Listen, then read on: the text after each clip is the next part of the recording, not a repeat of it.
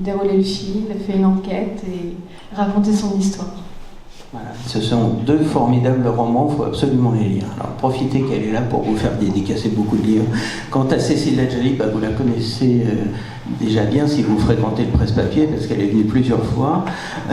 Tous ces livres, finalement, nous parlent du langage, de la transmission, de la langue, de l'histoire. Le dernier, La nuit est mon jour préféré, est un texte pour lequel on t'avait reçu, mais qui a pris encore ces derniers mois une actualité encore plus forte, encore plus dramatique. Est-ce que tu veux nous le présenter en 2 mots, tout simplement? Oui, volontiers. Bonjour à tous, à toutes. C'est un roman qui évoque les dialogues impossibles entre les êtres. Je suis frappée par le fait que le dialogue authentique, la place réelle qu'on laisse à son interlocuteur est extrêmement rare, extrêmement ténue. On ne sait pas s'écouter, on ne sait pas s'entendre.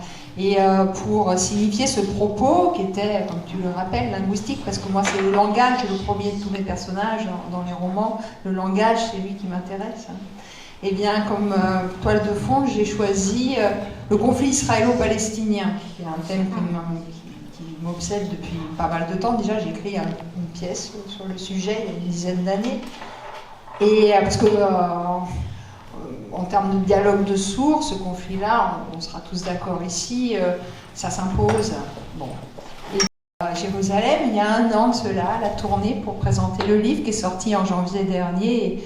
Et voilà, les mots ont devancé les faits. Enfin, cette guerre abominable dure depuis des décennies et des décennies, mais voilà, depuis le 7 octobre, c'est pire que tout. Et voilà, et avec l'éditeur, on en parlait récemment, ce qu'il y a de merveilleux avec la littérature, c'est qu'elle permet non pas d'apporter des réponses, je n'en ai pas, mais de commencer à poser des questions et commencer à déplacer des propos extrêmement douloureux vers la littérature, vers une expression, un langage figuré, des symboles qui nous permet de ne pas avoir le nez dans le guidon, de prendre une hauteur, un recul nécessaire pour commencer à parler, à dialoguer. Et je crois que c'est vital de savoir le faire. Et c'est très très difficile, surtout quand on est face à un interlocuteur qu'on n'aime pas.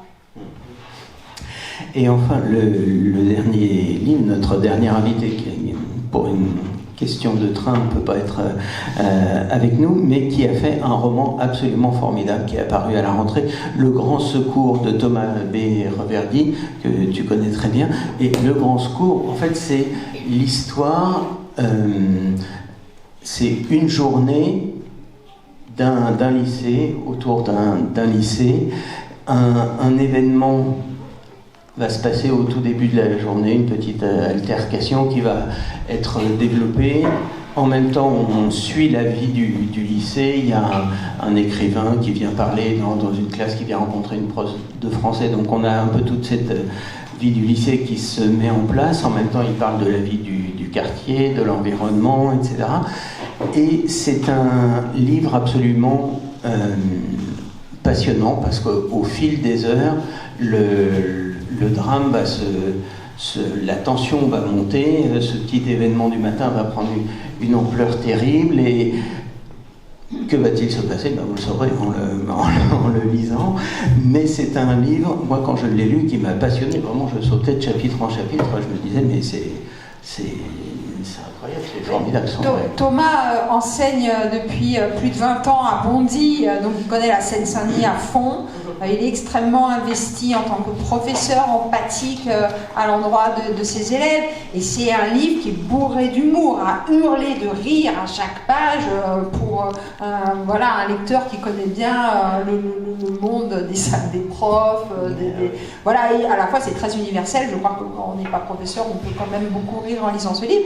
Et il est construit, ce livre, aussi comme une tragédie. Ça se passe en très peu de temps, presque, on va dire en 24 heures, comme chez Racine. Et c'est très tenu, très tendu, et puisqu'il s'agit des violences urbaines, c'est drôle et à la fois tragique, et c'est une espèce de tragique comédie voilà, moderne. Génial, c'est un très grand livre. Cécile Ladjali répond parce qu'elle m'a dit je connais tellement bien Thomas que c'est pas grave s'il n'est pas là, je peux répondre à sa place. C'était de te rassurer parce que je sais que tu es un grand anxieux. Et d'ailleurs, je ne sais pas si tu as des lumières là-dessus, et peut-être Cécile Chaboul, as-tu lu cet article aussi? Il a fait paraître un article dans Le Monde au mois de juin qui a fait un peu grincer quelques dents, enfin qui a suscité quelques réactions parce que son article s'appelait Rendons la lecture, rendons les jeunes à la lecture, qui était un plaidoyer évidemment pour l'école, pour la littérature, pour l'enseignement, mais dans lequel il faisait, disons, la part, il préconisait d'encourager les jeunes à écrire, à créer, à les intéresser à la littérature par la création, et peut-être mettait-il un bémol sur certains textes qui sont enseignés, ou en tout cas sur leur côté un peu rebutant pour les gens qui n'ont pas les armes pour les affronter. Alors, je vais commencer juste parce que moi j'ai des collégiens, toi tu as des lycéens.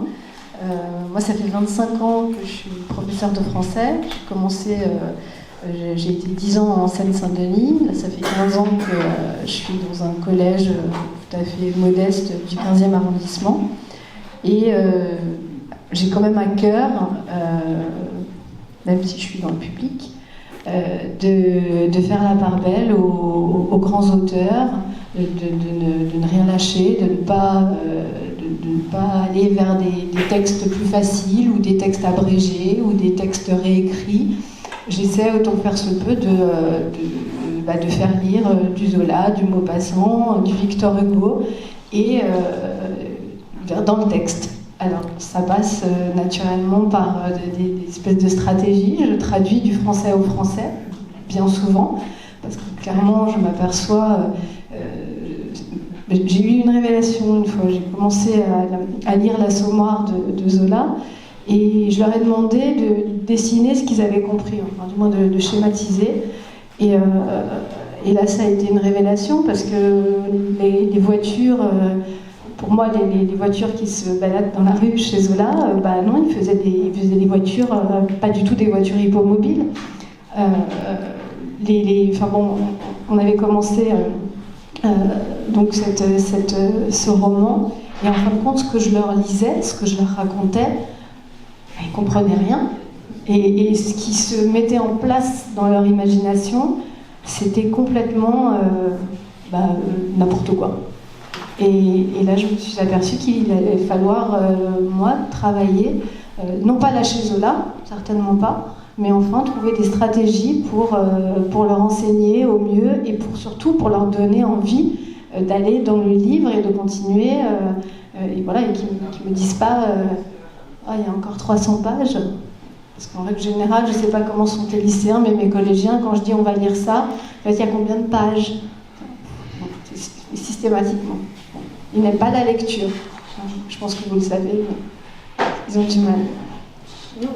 Nous sommes dans un travail de reformulation perpétuelle. Effectivement, la langue de Molière, c'est une langue étrangère pour eux. Et à la fois, j'ai été totalement ulcérée quand j'avais lu cet article qui était paru dans je ne sais quel journal, et puis il y avait même eu toute une émission sur France Culture il y a quelque temps où il était question d'Escola. C'était ce linguiste qui prévoyait très sérieusement, un grand universitaire, de faire traduire vraiment en français moderne toutes les pièces de Molière. Le Misanthrope, c'est une pièce qui est écrite en alexandrin. Toute l'intention de cette pièce tient dans la versification. C'est-à-dire que si vous avez une lecture, rien qu'au niveau ça rime, des vers, et que vous voyez quel mot rime avec tel autre mot, vous comprenez le sens profond de cette pièce. À partir du moment où vous allez traduire et que vous allez donc faire passer la poésie vers la prose, vous perdez toute l'intention, tout le sucre, toute l'intelligence du texte de Molière. Et on ne peut pas refuser aux élèves le choc de la rencontre avec un très grand texte. Tout ce qui nous enseigne nous bouleverse profondément, nous dépasse et nous écrase un peu. Moi, évidemment que je suis écrasée par Dante, par Homère, par Tolstoï. Et alors, qu'importe, je rentre dans le texte et je bois la tasse et je comprends peut-être pas tout, mais ça m'enseigne profondément. Et c'est peut-être de ce choc-là qui va être un peu effrayant avec l'incompréhensible dont je vais me souvenir des années et des années après. Et les élèves sont tout à fait capables de vivre cette aventure. Seulement nous, les profs, on doit être des courroies de transmission. En cours, évidemment, on va reformuler presque à l'infini. On va leur expliquer que les voitures dans l'Assommoir, c'est pas des voitures avec des moteurs, mais c'est des voitures avec des chevaux. Et ils vont très bien comprendre, seulement ça va demander de l'huile de coude, ça va demander du temps, ça va être un peu désespérant par moment. Mais on va le faire parce qu'on est payé pour ça et on aime le faire.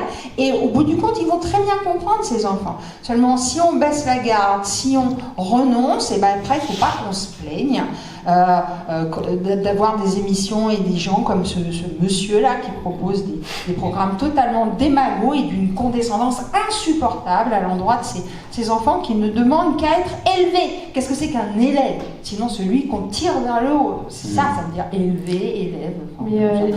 Enfin, mais beaucoup sont vraiment dans l'irrespect de l'intelligence de l'enfant. Voilà, comme si l'enfant n'était pas... Enfin, les enfants sont des éponges, ça commence dès l'élémentaire. Si on leur refuse cette transmission de l'intelligence, c'est vraiment ne pas les respecter. Moi, je vois des choses qui me font bondir. J'ai commencé Tamango avec mes élèves de 4e. Donc, Tamango, pour ceux qui ne connaissent pas, c'est une nouvelle sur la traite négrière. Je leur parle de traite négrière. Donc j'ai bien commencé. Moi, j'ai 2 classes de 4e avec beaucoup de petits noirs. Et donc je leur explique d'où vient le mot nègre. Je leur dis que pendant cette séquence, on va parler des nègres. On ne parlera pas des personnes de couleur, parce que dans le livre, il y a écrit personnes de couleur, traite des personnes de couleur. Donc, et j'ai beaucoup aimé parce que lundi, quand j'ai commencé Tamango, j'ai une gamine, une petite noire, qui me dit, mais donc je dis, je ne dirais pas personne de couleur, je dirais noir ou je dirais nègre, mais je dirais noir en tout cas. Et elle me dit, mais encore heureux, madame, mais pourquoi dire personne de couleur? Noir n'est pas une insulte. Et je dis, tu sais, Hélène, j'aime beaucoup ta réaction parce que tu as tout dit en fait. Et elle m'a dit, et vous savez, madame, j'en profite pour vous dire, j'aimerais bien qu'en histoire, il y ait un peu plus de contenu sur la traite négrière, parce que on nous dit tout le temps que c'est la faute des Blancs, c'est la faute des Blancs. Ben non, hein. Figurez-vous que sur les côtes du Sénégal, il y avait des rois, il y avait des chefs de tribus. Moi, je me suis intéressée à ça. Hein. Et c'est pas que la faute des Blancs. Et j'ai trouvé ça... Je trouve que ça, c'est vraiment un exemple, je vais m'en servir un peu plus d'une fois quand je parlerai de la transmission du savoir et du fait que les élèves s'intéressent, ont envie d'apprendre et que ça suffit, le wokisme et la cancel culture. Voilà, je trouve que quand même ces gamins méritent qu'on leur dise la vérité. Voilà, et effectivement, vous regardez aussi un manuel d'histoire sur la traite négrière, c'est une catastrophe, il n'y a rien. Et effectivement, ce qu'il y a, c'est la faute des Blancs. D'accord. Je rebondis là-dessus pour signaler que dans le roman de Reverdy, il y a un passage justement qui concerne, où il y a une classe, un cours sur un passage de Molière et sur un autre passage de Madame de Lafayette, je crois, où effectivement on voit que les élèves au départ ne comprennent pas, mais après il y a une des élèves qui identifie complètement ce dont on lui a parlé, ce que le prof lui a expliqué, à sa situation à elle, et là elle comprend que Madame de Lafayette, c'est pas le Moyen-Âge, c'est pas la préhistoire. C'est très universel, mais ce que vous voulez dire aussi dans son article publié dans Le Monde avant l'été, Thomas, c'est que il est fou des classiques, il adore ça, il leur doit tout aux classiques, il les aime autant que nous ici. mais c'est qu'il est un auteur contemporain et il sait qu'il y a plein de gens, d'auteurs comme Cécile et lui et moi, vivants. Et il n'y a rien de plus formidable que l'incarnation en matière d'enseignement. L'incarnation, c'est-à-dire faire venir un auteur vivant dans la classe. Et les élèves n'en croient pas leurs yeux quand on invite un auteur en classe parce qu'ils sont persuadés, en raison des programmes, que tous les auteurs sont des morts. Et ben voilà. Et ce dont voudrait profiter Réverdy, c'est qu'on profite de la présence bien vivante de tous ces auteurs assez merveilleux. Il y en a pas mal quand même qui existent et qui vivent et qui respirent aujourd'hui pour les faire venir dans les classes et dire à quel point la littérature est engageante parce que vivante, parce que incarnée, parce que avec un cœur qui bat. C'est simplement ce qu'il voulait dire, Thomas, sans cracher sur les classiques qu'il adore. Son roman d'ailleurs commence par la description de la ville, c'est-à-dire Bondy, où il enseigne. C'est évidemment quand on lit la description, disons, de l'endroit, on se dit que ça va être difficile, quoi, disons. Et je voudrais vous poser une question très naïve qui est est-ce que l'excellence est possible quand les conditions environnantes sont désastreuses et que les élèves ont eux-mêmes intégré que par exemple la lecture, la littérature ou la poésie, ça n'est pas pour nous? Bon, alors moi en ce moment je suis très fâchée parce que c'est vrai qu'on m'invite aussi sur des plateaux et je crache un peu mon fiel. Je suis très en colère contre l'école élémentaire parce que moi je récupère des enfants en 6e qui ne savent pas lire, qui savent peu ou mal écrire et je voudrais que plein d'efforts soient faits dans l'école élémentaire pour qu'on puisse faire de la littérature. Mais enfin, les choses étant ce qu'elles sont, on ne va pas passer notre temps à faire la grève en disant qu'on n'est pas content. Bon. Donc, eh bien, on va au front et on avance. Moi, Quelle était la question? Est-ce que ces conditions matérielles, on peut transmettre le message? Non, c'est pas qu'on peut, c'est qu'on doit. On doit. Et du moment où on n'a pas ce credo quand on se lève le matin pour aller au collège, au lycée, faut changer de boulot. Voilà. Et je pense... on est d'accord? Bon, voilà. Bon. Et c'est tout en fait, je pense que j'ai tout dit. Après, les conditions comptent énormément. L'esprit du lieu, ça compte. Quand on enseigne à Henri IV, déjà c'est facile, parce que les élèves sont sages, ils ont des codes et tout. Et on est face à des élèves, bon, il y a une pression, mais c'est pas le sujet ici, la pression scolaire, ça c'est pas terrible en revanche. Mais on est quand même face à des élèves qui se sentent bien là où ils sont, parce que vous connaissiez le lycée, vous l'avez peut-être déjà visité, c'est d'une beauté à couper le souffle. Et l'esprit du lieu compte énormément en matière d'enseignement et de transmission. Quand vous êtes, moi j'ai enseigné dans des bahuts, des lycées de Seine-Saint-Denis, il n'y avait pas d'infirmerie, c'était une espèce de local avec un trou dans le toit, une bassine pour recueillir l'eau qui tombait goutte à goutte en plein hiver, il n'y avait pas de chauffage dans les classes, il y avait un bahut, je ne dirais pas lequel, la décoration c'était très spécial quand même, c'était des blocs en béton peints en ocre avec des gamins, des statues d'adolescents prépubères sortant comme ça des blocs de béton. Ils étaient tout nus, ces adolescents, c'était étrange. Et puis ils avaient une corde au cou qui avait été sectionnée. C'était une espèce d'allégorie de la liberté. Franchement, ça faisait pas envie, quoi. Et donc, il faut un peu réfléchir à la puissance symbolique des œuvres, je mets plein de guillemets, des lieux, quand on invite à des enfants, des consciences en formation à se rendre dans des endroits qu'ils vont fréquenter 8 heures par jour pour écouter des professeurs qui vont leur parler de choses difficiles. Je vous assure, c'est pas la même chose de faire passer un message exigeant quand on est dans un bel endroit, dans un beau bahut, que quand on est dans un truc minable. Cela dit, Cécile, moi je suis à Paris et c'est minable. Hein. Oui, pas besoin. c'est minable aussi. Tu vois, il ne veut pas dire. Non, je ne vais pas le dire, mais c'est une espèce de pailleron moche où il fait froid, il fait trop froid, il fait trop chaud. La cour est dramatiquement laide. Dès qu'on nous repeint le préau, on a l'impression qu'on a choisi la couleur la plus moche. Les casiers, les toilettes, il n'y a rien qui va. Il n'y a rien qui va, tout est moche. Mais enfin, au-delà de ça, c'est vrai qu'on préférerait.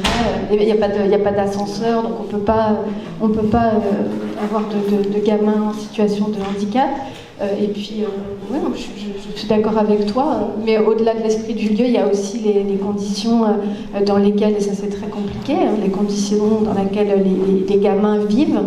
Parce qu'effectivement, avoir envie de leur parler de Tamango quand ils se font battre à la maison ou alors ils ont été en garde à vue la veille, ça aussi c'est compliqué. Hein, et je peux parler du programme Baudelaire? Oui, j'allais t'y inviter. Maintenant ou plus tard. En fait, j'ai avec Thomas Reverdy fait partie de l'aventure. Il y a aussi Marco Castilla qui est là, qui est professeur d'art plastique. J'ai créé, à la demande de la Fondation Robert de Sorbon, il y a quelques années de cela, un programme universitaire d'excellence pour des étudiants en licence au potentiel, ayant une très bonne note au baccalauréat, mais qui pour la plupart viennent des quartiers difficiles, ont grandi dans des barres d'immeubles, dans des quartiers très défavorisés.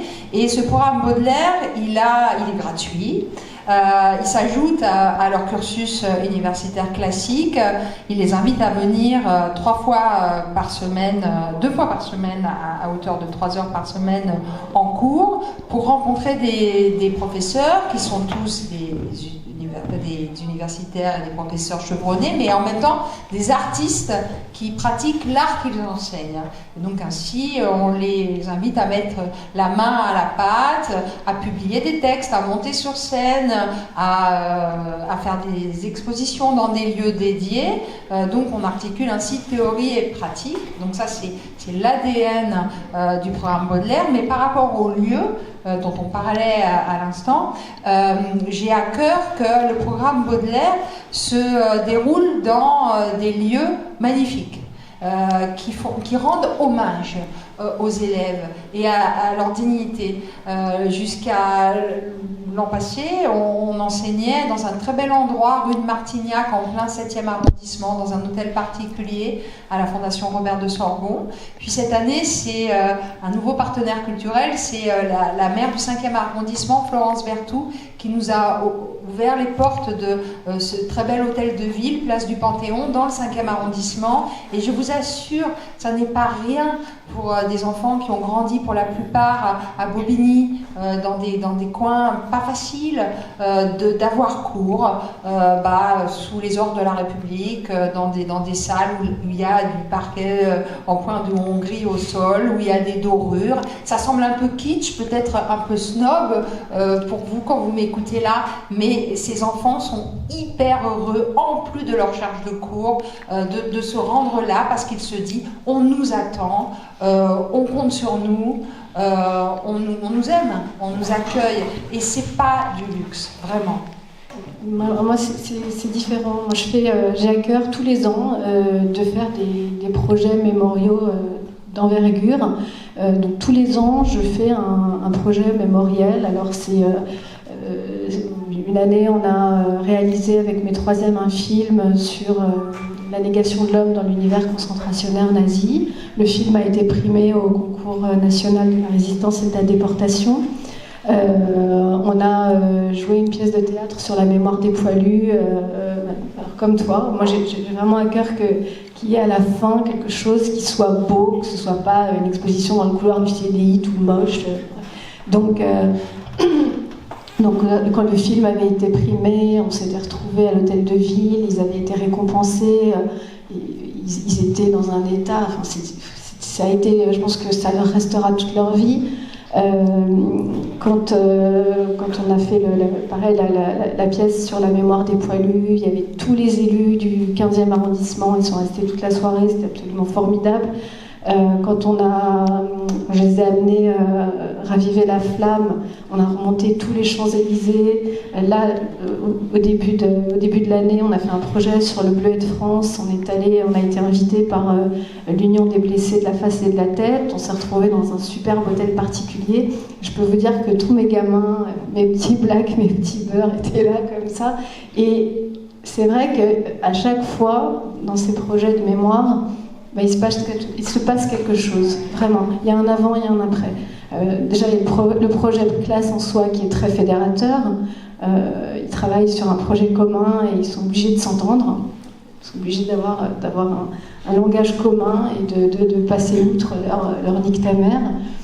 Et puis, la fin, on s'arrange toujours. Moi, je leur dis au début, écoutez, on va faire un projet ensemble, mais on vise l'excellence. Sinon, on ne fait pas. Voilà. Donc, c'est à vous de me dire. Donc, comme en plus, maintenant, j'ai une espèce de palmarès. Tous les ans, on a fait quelque chose de formidable. Je dis, écoutez, on fait aussi cette année où vous ne vous sentez pas prêt. Je dis, vous réfléchissez. Oui, naturellement, si on est prêt, puis on va faire mieux que les autres années. Voilà. Et tous les ans, on fait quelque chose. Et c'est ça, pousser à l'excellence, viser l'excellence. Et c'est faisable. Même dans un collège... qui n'est pas d'un très bon niveau. Voilà. Cécile, je me tourne encore vers toi. En fait, c'est une question qui s'adresse à vous deux. Mais pour poser une question qui fâche, j'aimerais savoir s'il y a dans votre enseignement des thèmes, des domaines que vous ne pouvez plus aborder ou que vous ne pouvez pas aborder, qui sont liés, par exemple, à la laïcité, au poids des religions, etc. Bon, des conflits même internationaux qui se révèlent. Et le moyen de les contrer, évidemment, est de rester si je puis dire, vous êtes un peu dans cette tradition des hussards noirs de la République. Alors, en troisième, moi je vais être très franche. J'ai abandonné l'histoire des caricatures. Je ne fais plus les caricatures de Charlie. En revanche, la Shoah a été retirée des programmes. J'ai fait une grande séquence sur la Shoah et donc c'est toujours l'occasion de parler de la tolérance, de l'antisémitisme. Voilà. Ma façon de parler de l'antisémitisme, de la montée de la haine, je l'aborde par les textes sur la Shoah, mais plus par les caricatures de Charlie que je faisais avant, que je ne fais plus. Alors, ce sujet-là, de l'antisémitisme et de la difficulté qu'ont beaucoup de nos élèves de banlieue, qui pour la plupart sont musulmans, d'aborder cette tragédie absolue,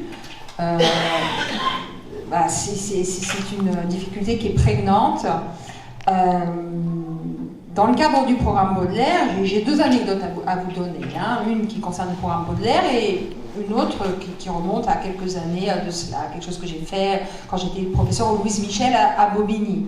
Dans le cadre du programme Baudelaire, l'an passé, les étudiants, qui pour la plupart donc, sont de confession musulmane, sont musulmans, parce que voilà, c'est comme ça, ils viennent de Bobigny et la plupart sont musulmans. Dans le cadre du programme Baudelaire, je les ai invités à établir le texte d'une dame qui a 87 ans aujourd'hui, qui s'appelle Monique Walke-Strauss, qui est de confession juive et qui avait écrit une centaine de pages dont elle ne faisait rien, c'était dans ses tiroirs.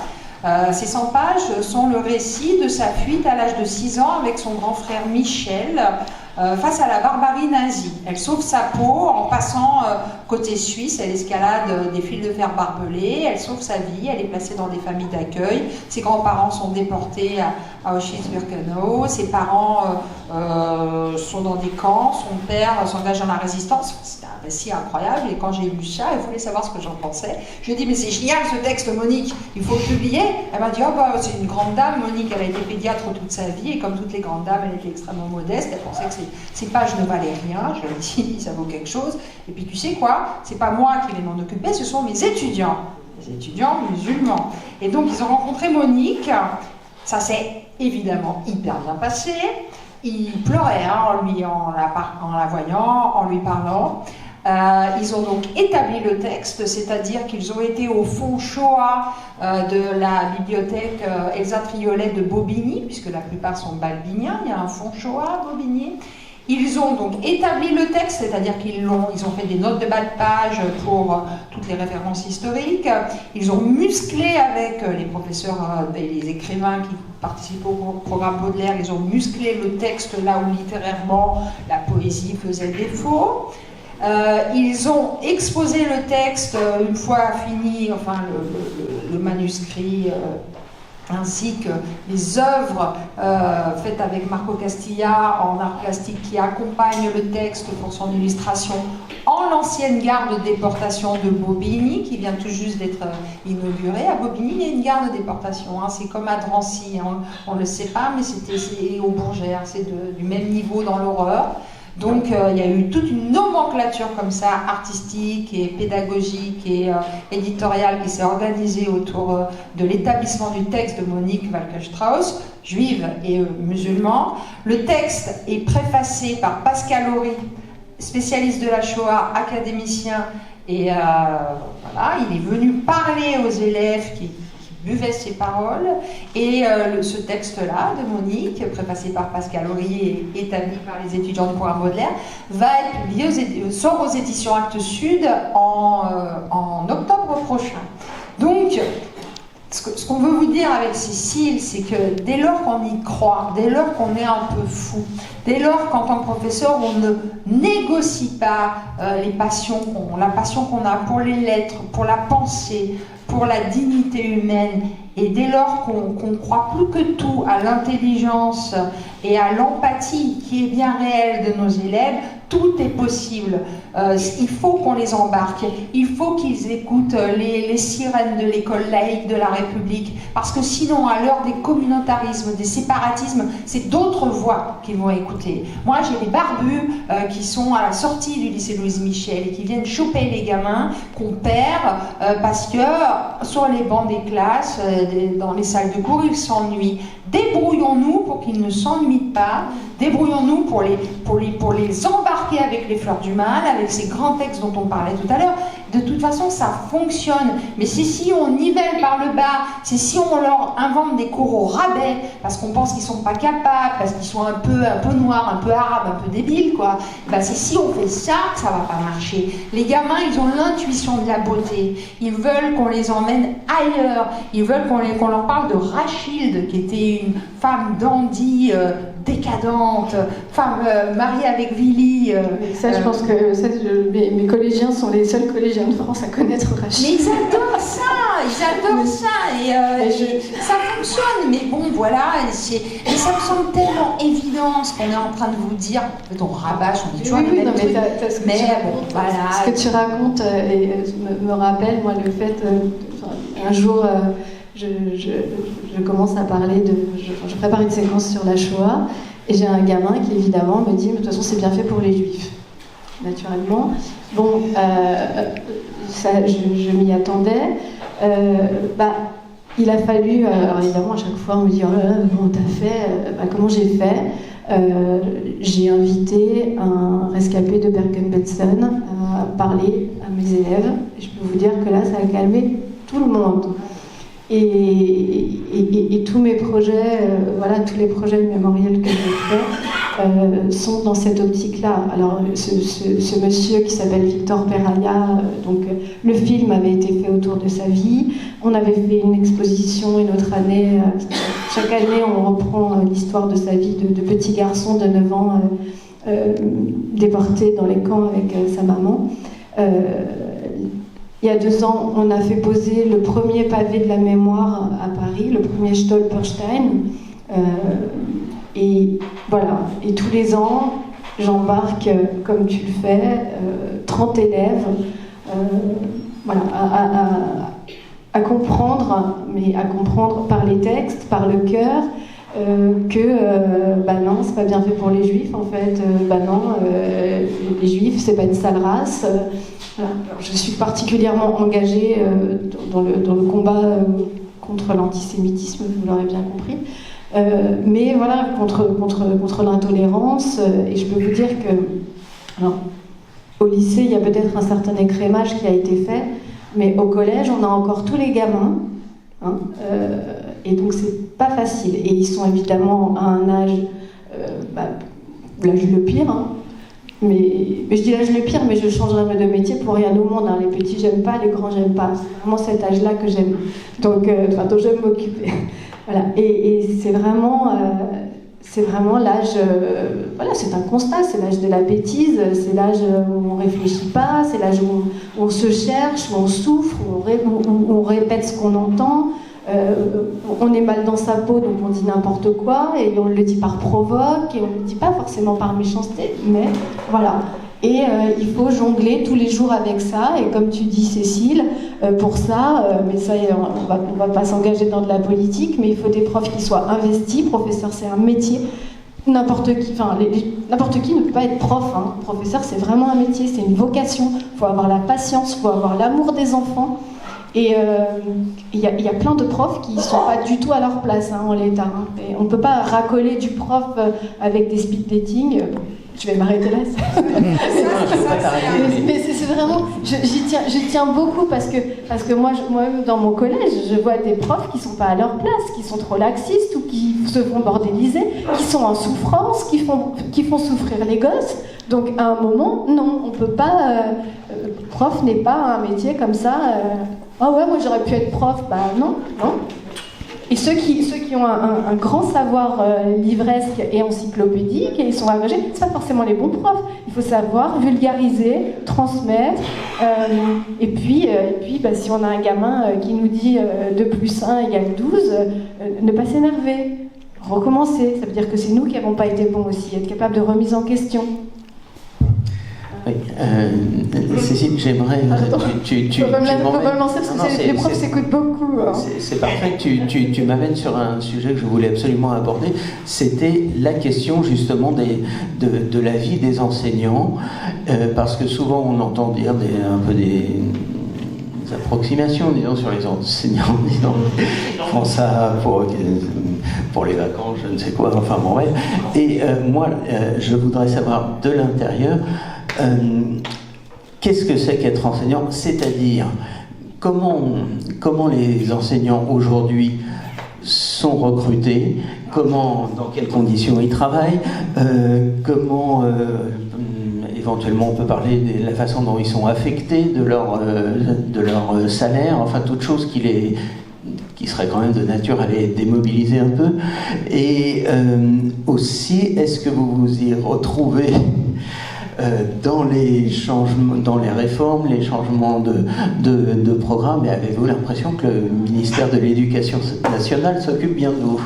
Alors, c'est qui répond en premier? J'y vais. Vas-y. Tu complètes? Complète. J'ai oublié des choses. Je complète. Alors, il doit y avoir des professeurs ici. Oui. Alors, pour le public, vous le savez bien, pour être professeur, il faut passer des concours qui sont des beaux concours, difficiles, exigeants, le CAPES ou l'agrégation. Donc ensuite, une fois qu'on annonce son concours, la première année où on enseigne, on a une classe en responsabilité. Tout de suite, on est lancé dans le grand bain. On a 24 ans, on ressemble à nos élèves, on est des gamins, et on doit enseigner. On a une classe à charge, et au terme de cette année-là, on est titularisé. Donc pas, en général, on est titularisé parce qu'on est titularisé. On est tout le temps titularisé. Parce que maintenant, on ne peut pas se payer le luxe de dégager des profs, on n'en a déjà pas assez, donc on est titularisé. Et puis, c'est un ordinateur qui nous mute, parce que, en fait, le mérite, ça ne compte pas, la qualité des cours. Le mérite, j'adore, parce que moi on me dit tout le temps, Madame Chabot, vous savez les gérer, on va vous donner une mauvaise classe. Et tous les ans, c'est ça. On me donne des classes. Mais tu n'as pas de prime pour autant. Ah non. Parce que ce qui compte, c'est pas la qualité de votre cours, tout ça, c'est l'ancienneté. Donc quand vous commencez par définition, vous avez 0 point, puisque vous avez 0 ans d'ancienneté. Donc l'ordinateur vous mute dans des bahuts où il n'est pas utile d'avoir plus de 3 points pour y aller. C'est-à-dire que vous avez 24 ans, vous ressemblez à vos élèves et vous êtes muté dans le pire bahut de Seine-Saint-Denis parce que de toute façon, il n'y a que là où on peut aller quand on a 0 point. Et moi, quand j'ai commencé à enseigner, en Seine-Saint-Denis forcément, les pions dans les couloirs, ils m'engueulaient, ils me disaient « il faut pas passer par là ». Je disais « je suis prof ». Ah pardon madame, ah, bon, voilà. Bon, donc, mais j'étais très heureuse, pour le coup, je crois que j'ai la vocation, et ça s'est très bien passé. Mais la plupart du temps, les tout jeunes qui démarrent dans des bahuts comme ça, qui n'ont pas du tout d'expérience, ils se font casser, ils se mettent à détester les classes, ils sont très malheureux, et c'est un véritable fiasco. Ce qu'il faudrait, c'est que dans ces bahuts-là, où les classes sont difficiles pour plein de raisons, souvent intéressantes, passionnantes, il faudrait des professeurs chevronnés qui ont 25 ans d'expérience, mais pour cela, il faudrait les payer 3 fois plus. Parce que c'est sûr que quand vous êtes crevé et que toute votre vie vous avez bossé pour avoir des points, vous êtes content d'aller vous reposer un petit peu dans des grands lycées du centre de Paris à un moment, et c'est normal. Moi, quand je suis arrivée au Seine-Saint-Denis à 23 ans, finalement, c'était très bien que je n'ai pas encore de famille parce que j'arrivais à 8h le matin, je pouvais rester jusqu'à 8-9h le soir parce qu'il y avait des histoires, mais pas possible. Je me rappelle d'une petite fille qui avait été violée, qui ne voulait pas déposer sa plainte auprès des flics parce que c'était des hommes, et j'avais dû rester. Mais je me rappelle être rentrée chez moi à 9h du soir, mais dans ce cas-là, il ne faut pas avoir de famille, il ne faut pas avoir de vie. Et je suis restée 10 ans là-bas, hein, j'ai adoré. Hein. Bon, après, quand je suis tombée enceinte et que je me suis vue en train de séparer une bagarre, je me suis dit, bon, bah là, il va falloir t'en aller, ma chérie. J'avais en plus 1h30 de trajet. Mais voilà, c'est vrai que c'est très mal foutu et il ne faut pas du tout attendre de reconnaissance. Moi, la seule reconnaissance que j'ai, c'est celle de mes élèves. Hein. Voilà, je suis ravie d'aller au collège le matin parce que je vais me nourrir de leur sourire, de la joie qu'ils vont avoir à me voir, à écouter ce que je vais dire. Alors, pas tous les jours, hein. Fois, ils sont chiants, bien sûr, on va dire. Mais quand même, à chaque fois que j'arrive au collège, je me dis, ouais, je sais pourquoi je suis là. Et quand ils sont là en train de s'insulter et « Bonjour Madame Chabot !» je sais pas, j'adore. Et c'est de le faire, parce qu'il ne faut pas tout mélanger, on est leur maître, on n'est pas leur papa ni leur maman. Moi, j'ai une collègue qui participe au programme Baudelaire, qui est dramaturge, écrivain, et qui enseigne au lycée Louise Michel, justement à Bobigny.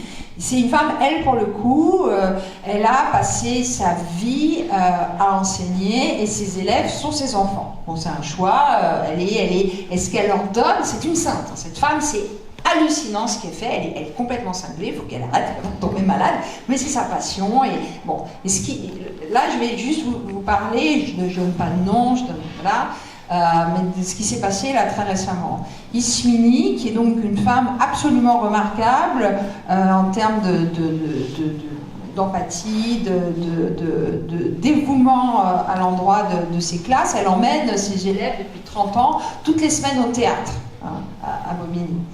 Et récemment, enfin à la rentrée scolaire, elle a été, cet automne, elle a reçu, alors qu'elle étudiait une pièce de théâtre avec ses élèves de première spécialité théâtre, elle a reçu une lettre comminatoire d'un parent d'élève disant qu'il fallait immédiatement qu'elle présente ses excuses parce qu'elle faisait étudier à la classe un texte islamophobe qui insultait la communauté musulmane, etc.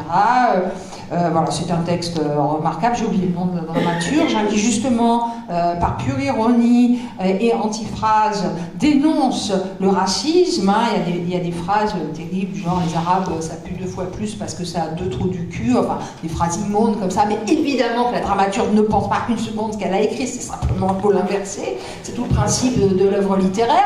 Enfin, la personne qui a écrit cette lettre et qui par moments lâchait des pluriels assez suspects, cela insulte les familles musulmanes.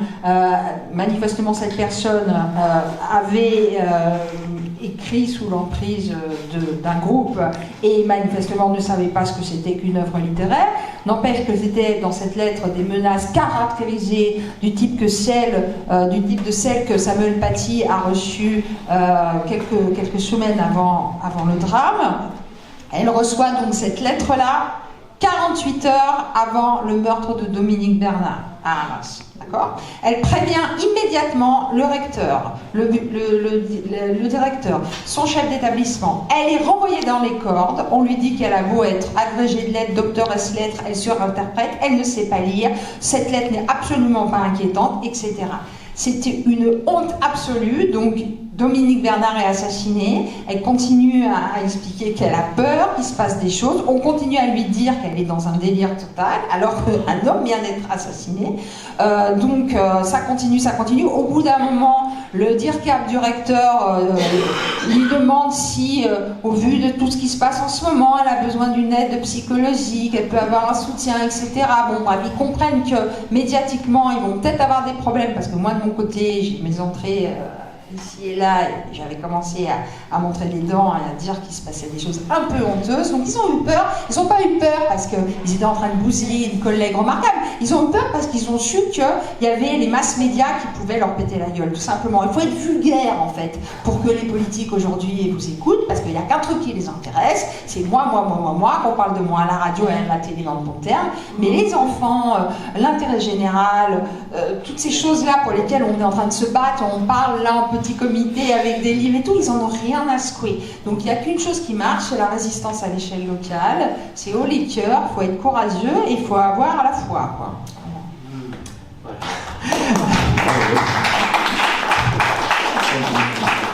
Une toute petite précision. Tout à l'heure, quand je vous demandais à toutes les deux de parler de la formation, du recrutement des profs, c'est aussi parce qu'en ce moment, comme on manque beaucoup de profs, par exemple à la rentrée dernière, il y a eu des recrutements par Facebook ou des choses comme ça. Est-ce que ça aussi, ça démolit pas la légitimité Bien sûr que ça démolit, enfin je sais pas, mais si on veut quand même dispenser un savoir de qualité, il faut quand même des gens qui aiment la littérature, je parle pour le français, hein, mais c'est pareil pour toutes les autres matières, mais qui connaissent la littérature, qui savent écrire sans faute d'orthographe, parce que, pardon, mais l'orthographe, c'est important, et voilà, c'est quand même... je sais pas, il faut se respecter, il faut respecter les enfants, mais de toute façon, tout ça se mord la queue, et là, en l'état, on peut même pas, je sais même pas si on peut recruter des bons profs, puisqu'on a tellement nivelé par le bas depuis des années, que les gens qui ont maintenant l'âge d'être prof, bref, c'est assez catastrophique. Donc il vaut mieux, voilà, moi je ferme la porte de ma classe et je vis avec mes gamins en essayant. Je dis aussi mes enfants, parce que c'est mes enfants d'un moment, quoi. Je suis un lapin avec une grosse portée, mais c'est mes enfants.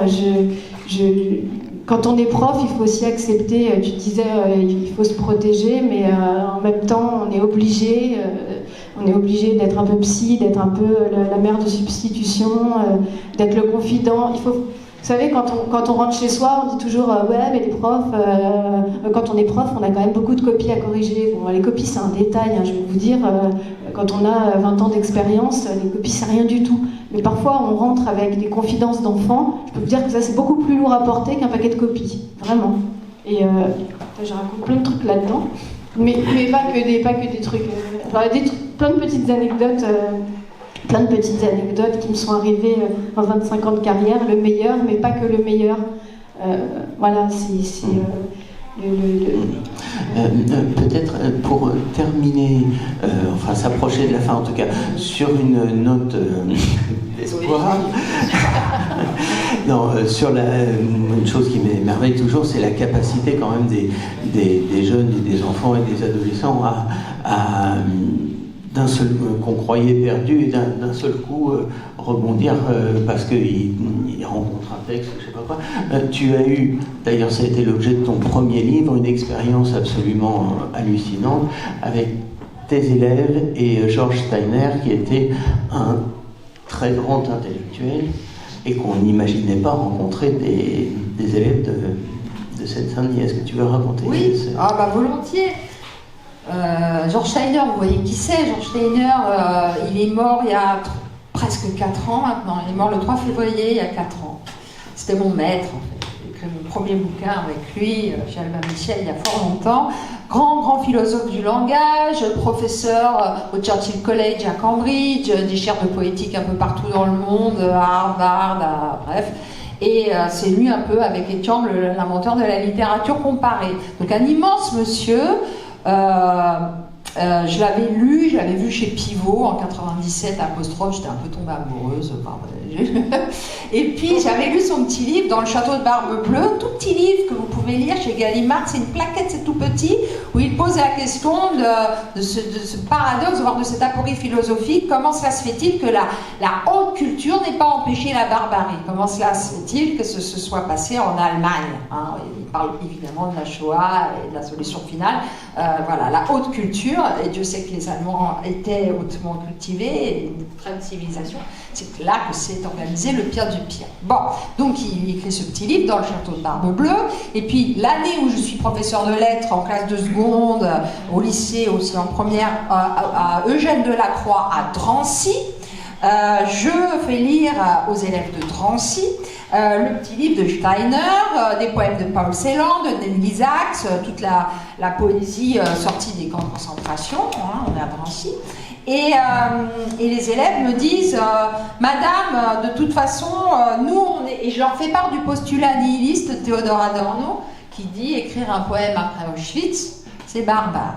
Et là, des élèves de seconde, pas forts en littérature du tout, s'insurgent et disent non, c'est pas possible, on est, nous, à Drancy, ils connaissent l'histoire sinistre de leur ville, ils savent que c'est de là que partaient les trains pour les camps, et disent nous, on est à Drancy et on va écrire de la poésie après Drancy. D'accord. Et d'ailleurs, le vieux monsieur dont vous nous parlez tout le temps, là, George Steiner, je ne le connaissais pas encore, on va lui envoyer nos poèmes, parce qu'il voulait écrire un recueil de poésie, et puis s'il ne bluffe pas, il va être touché par nos poèmes écrits à Drancy. Je leur dis, oh là, vous croyez? Bon d'accord, allez, on écrit des poèmes, ils s'inspirent beaucoup d'Elie Isaacs, c'est lent, ils envoient les poèmes à Cambridge, et ça fait 1000 fois que je raconte cette histoire, mais je la raconte quand même. La veille de Noël, on est en 98, pardon, pour ceux qui peut-être l'ont déjà entendu, le 24 décembre 98, je reçois une lettre, un cadeau de Noël. C'est Steiner qui nous écrit. Et Madame, je suis profondément émue par les écrits de vos élèves, car ce n'est pas à l'université, mais dans le secondaire que se mènent les luttes décisives contre la barbarie et le vide. Et cela à l'ombre atroce du nom de Drancy. Et ensuite ça continuait, et il proposait de préfacer les textes des élèves qui ont été publiés aux éditions L'Esprit des Péninsules par Éric Nolot, à l'époque où il était éditeur, et pas à faire le couillon sur je ne sais quelle télévision. Et donc non, mais ça avait été merveilleux. Et cette histoire-là, elle signifie deux choses. La première chose, c'est que les mondes peuvent se rencontrer. La Seine-Saint-Denis et la haute culture incarnée par George Steiner à l'époque. C'était pas rien. Il n'avait pas de compte à rendre ni de preuves à apporter. Il a simplement été touché par ses gosses. Il leur a tendu la main. Les mondes peuvent se rencontrer. Et puis, ce que ça veut dire aussi, c'est que ces enfants-là, contre le souvenir face au souvenir de la nuit, du vide et du pire, ils ont eu le réflexe de la poésie. Et ça, c'est venu d'enfants scolarisés en Seine-Saint-Denis, d'élèves pas bons en français, n'ayant pas une appétence particulière pour les lettres, les arts, et donc tout est possible, voilà. Mais encore une fois, il faut être cinglé, faut écrire des livres comme ça, faut être... Et ça les touche, et ils y croient. Et ils ont même été plus fous que moi, parce que sans mes élèves, j'aurais jamais rencontré Steiner. Je ne l'avais pas rencontré à l'époque encore, et c'est après qu'on a fini par se croiser, et puis on s'est plus quitté. Mais c'est mes élèves, en fait, qui l'ont capté en premier. Donc, voilà, je leur redois ça. Écoutez, c'est magnifique. Je vous remercie beaucoup pour cet entretien. Et il y a un petit mot final que j'aimerais dire, puisqu'en fait c'est le dernier débat du salon. C'est que là, on a beaucoup parlé des élèves, des enfants, etc. Mais les adultes aussi lisent, ou certains ne lisent pas. Et il y a un combat à faire tous les jours pour la lecture, dont se charge d'ailleurs beaucoup cette association sous les couvertures qui organise le salon. Et pour moi, c'est un fait très significatif que depuis 2 ans, eh bien, on fait le salon dans ce lycée. Pourquoi ? Parce que la mairie nous refuse toujours une salle pour faire un salon du livre, et qu'il faut se battre pour pouvoir faire ce salon du livre, et que ce salon du livre, c'est quand même significatif qu'on se retrouve dans un lycée qui est le lieu de l'enseignement et de la transmission aux élèves, et que ça se fait ici entièrement bénévolement et avec de très, très grands écrivains. Et avec de grands libraires aussi qui forcent le destin et qui nous font. Nicolas est quand même, je tiens à le remercier vraiment. Oui, parce que, et le presse-papier bien entendu, mais Nicolas particulièrement aussi. Essayez de prendre une question. Oui, bien sûr. J'ai aucun doute sur votre capacité à investir, tel qu'on l'a vu pendant une heure, des programmes ou la culture scolaire. Je voulais votre analyse sur peut-être une évolution sur l'équilibre qu'il y a pu y avoir en littérature, mais aussi dans toute la culture scolaire, entre des enjeux humains, la littérature, moi par rapport à moi par rapport aux autres, moi par rapport au monde, d'un côté, et les autres, et des questions formelles, méthodologie, typologie, etc. Voilà. Comment vous ressentez cet équilibre-là dans l'histoire de votre carrière ? Est-ce que ça ne pose pas un peu de problème ? De mon point de vue, je m'arrête là. Il y a un déséquilibre global sur l'ensemble de la culture scolaire qui s'est opéré sous le poids de l'université, etc. Comment vous ressentez ça ? Et qui coupe un peu, et qui participe de la coupure des élèves vis-à-vis de l'école.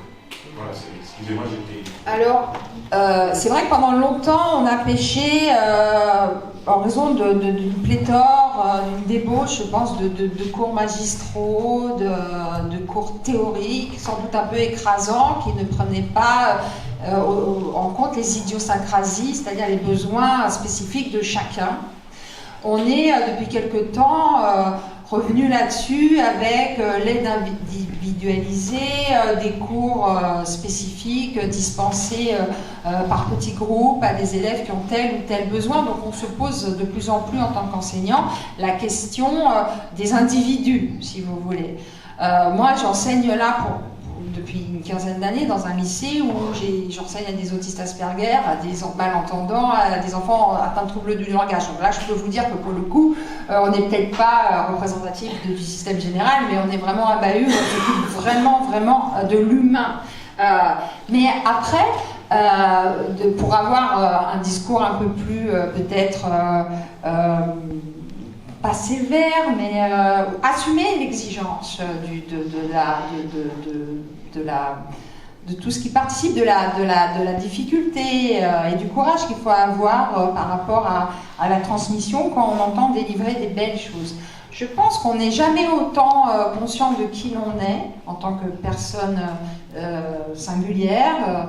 On n'est jamais autant conscient de qui l'on est que quand on est confronté à une forme d'altérité, c'est-à-dire à l'œuvre qui nous dépasse, dont je parlais tout à l'heure, qui nous écrase un peu, à quelque chose qui, a priori, n'a rien à voir avec nous.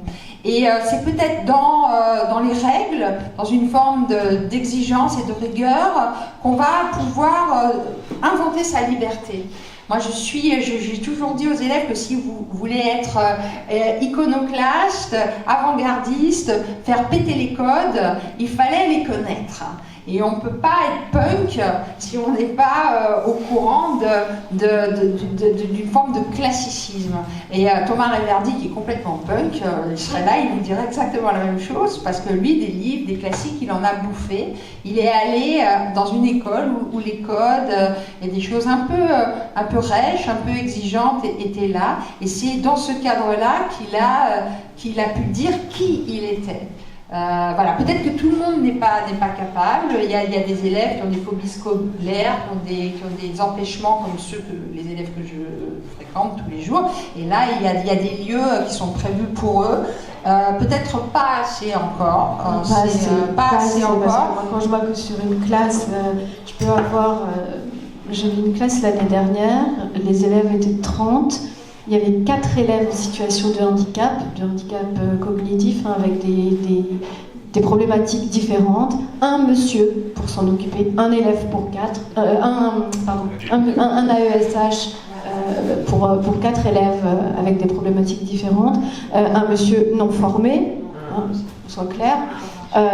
Voilà, et des non-francophones, des gamins Ulysse, le très joli acronyme pour dire encore une fois situation de gros handicap, plus les élèves dits en difficulté, c'est la jolie périphrase pour dire les nuls en fait, il ne faut pas le dire, mais les élèves en difficulté, eux le savent qu'ils sont nuls. Donc la bien-pensance qui nous dit « Oh Madame Chabot, il ne faut pas dire nul ». En salle des profs, quand on est crevé, on dit nul. Bon, bref. Bref. Et puis ce qu'on appelle le ventre mou, c'est-à-dire les moyens. Et puis les bons, la tête de classe. Bon. Quand vous avez une hétérogénéité comme ça, je peux vous dire que toute proportion gardée, moi c'était plus facile pour moi de travailler en Seine-Saint-Denis, où ils étaient tous en difficulté, mais tous. Donc une fois que j'avais fait le constat de début d'année, j'ajustais ma façon de travailler et je les portais tous ensemble. Là, je peux vous dire que quand je travaille avec justement tous ces profils-là, plus quand même le petit ovni qu'on va quand même essayer d'envoyer en Henri IV, ma foi, c'est pas facile. Hein.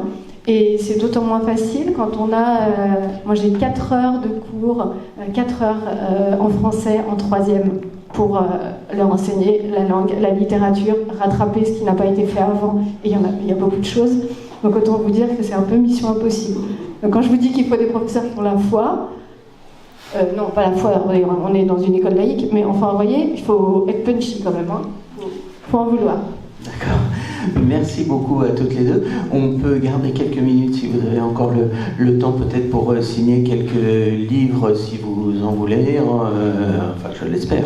Je vous les conseille. Ce sont vraiment